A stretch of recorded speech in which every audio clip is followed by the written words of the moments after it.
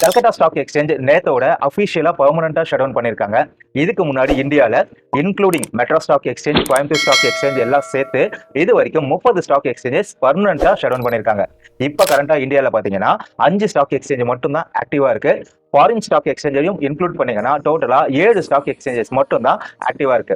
இப்போ ஒரு எக்ஸ்சேஞ்ச் வந்து ஷட் டவுன் ஆகுது அப்படின்னா அதுல லிஸ்டா இருக்க கம்பெனிஸ் என்ன ஆகும், அதுல இன்வெஸ்ட் பண்ணிருக்க இன்வெஸ்டர்ஸ் உடைய இன்வெஸ்ட்மெண்ட்ஸ் என்ன ஆகும், அந்த இன்வெஸ்ட்மெண்ட்ஸை எப்படி ரெக்கவர் பண்ணலாம் அப்படிங்கறத பத்தி இந்த வீடியோல டீடைல்டா பார்க்கலாம். அதுக்கு முன்னாடி ஃபினான்ஸ் அண்ட் இன்வெஸ்ட்மெண்ட் சம்பந்தமான ரெகுலர் அப்டேஷன்ஸ்க்கு இந்த வீடியோவை லைக் பண்ணிட்டு பேஜை ஃபாலோ பண்ணிக்கோங்க. இப்போ XYZ அப்படின்ற ஒரு கம்பெனி வந்து கல்கத்தா ஸ்டாக் எக்ஸ்சேஞ்சில் வந்து லிஸ்ட் ஆயிருக்கு. ஒரு ரீட்டைல் இன்வெஸ்டர் அதுல ஒரு 100 ஷேர்ஸ் வந்து பர்ச்சேஸ் பண்ணி வச்சிருக்காரு அப்படின்னா இப்போ அந்த எக்ஸ்சேஞ்ச் ஷட் டவுன் ஆனாலும் அவருடைய இன்வெஸ்ட்மெண்ட்டுக்கு எந்த ஒரு பாதிப்பும் வராது. ஏன் அப்படின்னா அவருடைய ஷேர்ஸ் எல்லாமே அவருடைய டிபில சேஃபா மெயின்டைன் ஆகும். ஸோ அவருடைய டிபி அப்படிங்கிறது NSDL அப்படின்னா CDSL தான் வந்து மெயின்டைன் பண்ணுவாங்க. இப்போ அந்த ஸ்டாக் எக்ஸ்சேஞ்ச் க்ளோஸ் ஆகிறதுனால அந்த நிறுவனம் ஆல்ரெடி வேற ஒரு ஆக்டிவ் எக்ஸ்சேஞ்சில் லிஸ்ட் ஆகி இருந்தால் நீங்க அதுல உங்களுடைய ஷேர்ஸை செல் பண்ணிட்டு உங்களுடைய இன்வெஸ்ட்மெண்ட்டை வெளியே எடுக்க முடியும். சப்போஸ் அப்படி வேற எதுலையுமே லிஸ்ட் ஆகல அப்படின்னா செபி வந்து அந்த நிறுவனத்தை வந்து பைபேக் பண்ண சொல்லி ப்ரெஷர் பண்ணுவாங்க.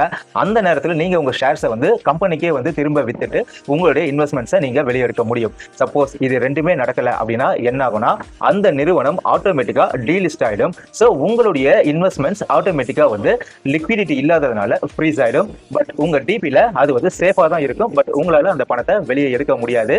அகைன் அந்த நிறுவனம் ஆக்டிவான எக்ஸ்சேஞ்சில் லிஸ்ட் ஆகுற வரைக்கும் நீங்க வெயிட் பண்ணி தான் ஆகணும். இந்த மாதிரி நீங்க ஏதாவது ஒரு நிறுவனத்தில் இன்வெஸ்ட்மெண்ட் பண்ணி அந்த நிறுவனம் டீலிஸ்ட் ஆகி உங்களுடைய இன்வெஸ்ட்மெண்ட் ஃப்ரீஸ் ஆயிருக்கு அப்படின்னா அதை பத்தி மறக்காம கமெண்ட்ல சொல்லுங்க.